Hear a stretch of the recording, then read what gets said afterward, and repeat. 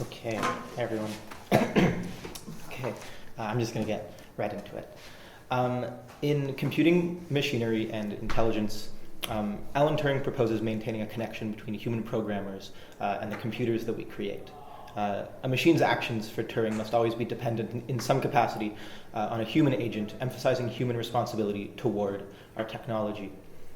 16 years after Turing's paper, the Weizmann Institute in the Israeli city of Rehovot completed building their new computer, which the Jewish philosopher and scholar of mysticism Gershom Scholem named Golem Aleph, the first letter of the Hebrew alphabet, on the condition that he could give the dedicatory remarks to explain the name that he gave to it.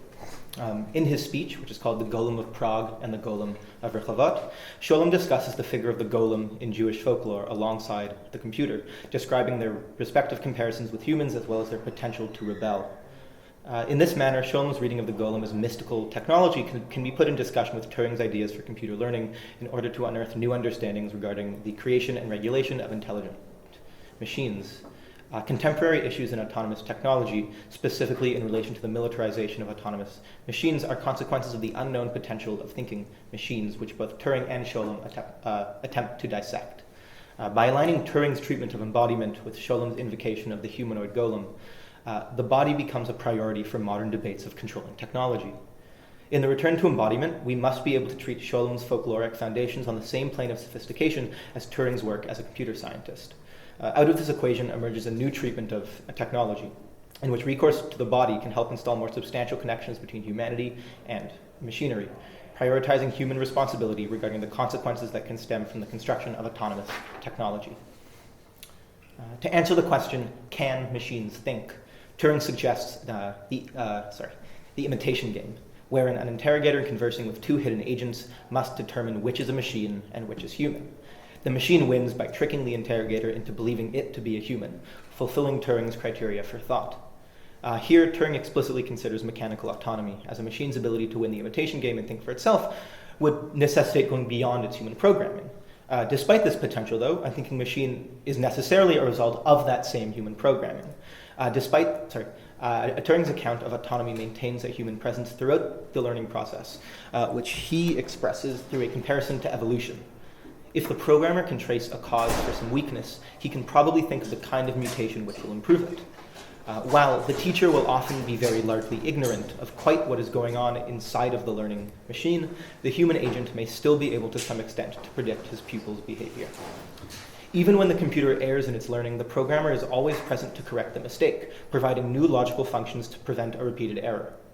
Though the machine may reach such a state of sophistication that the programmer does not understand how it arrives at its conclusions, they should still be able to predict what conclusions will arise in order to maintain an ethical relation of creator and creation. Turing presents a conception of autonomous technology with which a human body is always in communication, exploring the potential of an autonomous machine that is not entirely responsible for its own actions. In this moment, Turing actively blurs the meaning of autonomy to allow for freedom of thought and action along with dependency on an external agent. The programmer's responsibility to build a machine within the ethical guidelines of its intended function keeps the human and their embodied presence in constant consideration. For Turing, the onus of the potential consequences of mechanical autonomy remains on the humans who originate and mediate the rules of machines' actions. The treatment of embodiment in the Turing test itself displays Turing's desire for a connection between human and autonomous machinery. As Megan Foley explains, it can at first appear that Turing eliminates embodiment entirely. Yeah, I skipped a slide, sorry. She says, staging the performance behind a screen rather than in front of it, Turing subtracts all bodily markers from his equation. However, while visible bodies are absent, the voice returns, albeit in a dematerialized form, as soon as Turing begins to consider the possibility of machine consciousness. Foley brings out an embodied core to Turing's text, showing how even without an apparent body, the computer can communicate the knowledge and information that it possesses in ways that ground its autonomy in embodiment. This enables a connective familiarity between humans and machines, taking up the image and function of the body to assist in developing autonomous technology. Enacting this connection leaves a distinctly human marker on the machine, lessening the distance between it and its programmers. Foley explains that in Turing's vision of the future, the ontological difference between humans and computers would become as fluid and performative as sexual difference. Turing blurs the line between what differentiates humans from machines by maintaining a constant reference to embodiment, that of voice, in his writing on mechanical thought. Turing lets the programmers see their own self in their creation, reminding them of their role in the development of autonomy and highlighting the necessity of responsibility for the consequences of one's creative actions. While Turing engages with voice, Gershom Scholem's analysis of the Golem presents a differing account of embodiment regarding the future of autonomous technology. Scholem recounts the Jewish folktale of the Golem of Rabbi Judah Loew, describing the Golem as a creature produced by the magical power of man and taking on human shape, made out of clay and given a sort of life by being infused with the concentrated power of the rabbi's mind. Created with the purpose of defending the Jews of Prague, the Golem runs wild when the rabbi forgets to let it rest on the Sabbath. In its folkloric origin, the Golem is an explicitly embodied figure.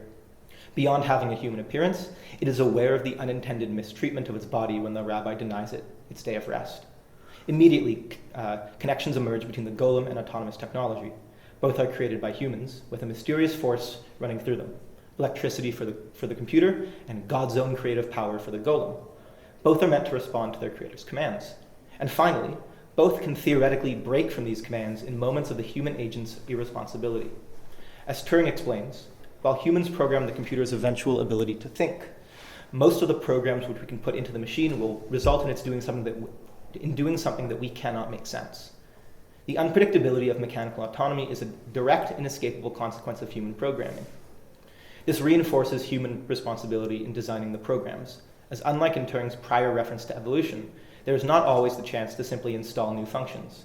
The Golem reflects this risk in its final moments, as Rabbi Loew can no longer alter the creature's programs and must resort to taking away its life by tearing the holy name out of the Golem's mouth.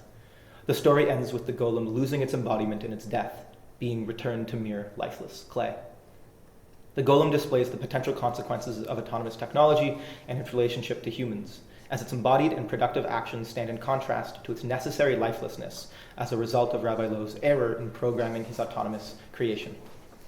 In relation to the discussion of machine intelligence, Langdon Winner's book, Autonomous Technology, explores humanity's relationships with machines and emphasizes the need for a human presence in order to construct ethical autonomous technologies.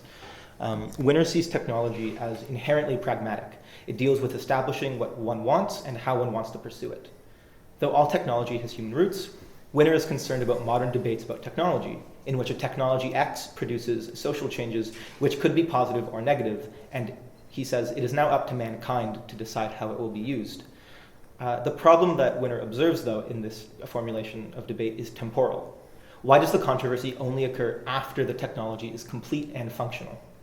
Technology, in its origins, he writes, is essentially neutral. It is nothing more than a tool, a means to the desired end. Whether the end accomplished is beneficial or harmful must be determined independently of the instrument employed.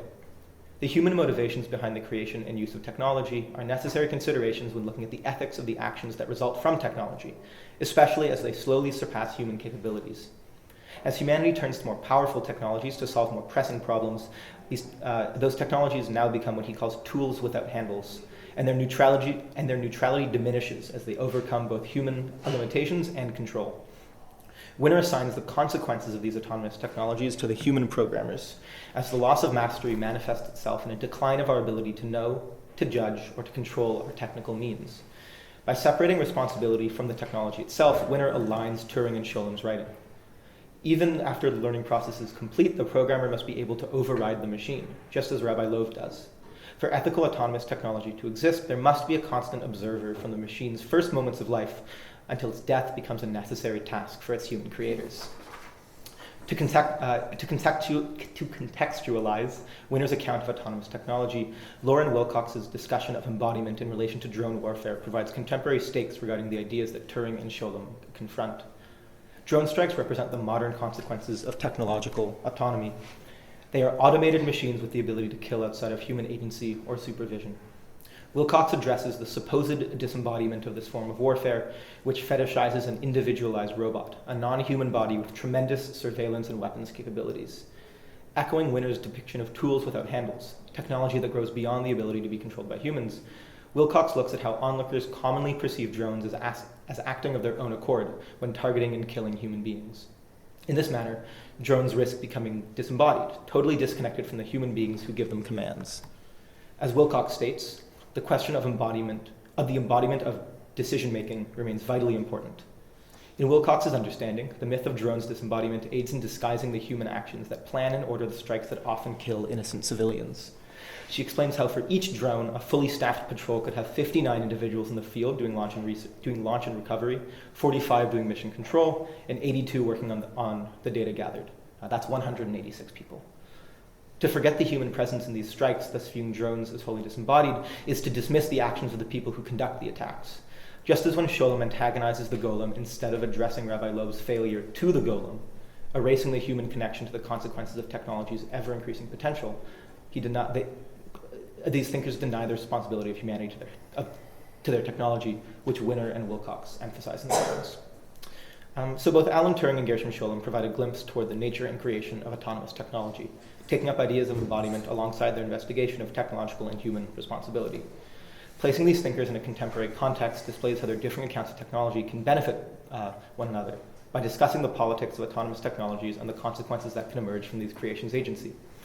Imagining a future of computational thought and autonomy, Turing and Scholem see potential worlds of both success and failure in terms of human engagement with autonomous technology. Concluding his paper, Turing remarks that we can only see a short distance ahead, but we can see plenty that there needs to be done. While Scholem's dedicatory speech ends as follows: "To the Golem and its creator, develop peacefully and don't destroy the world. Shalom."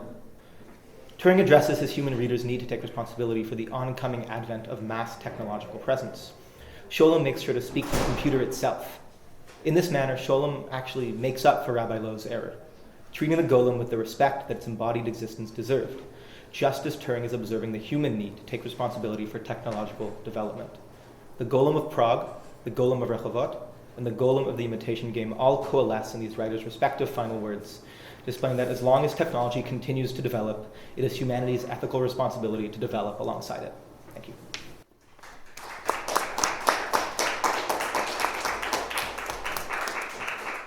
Mm-hmm.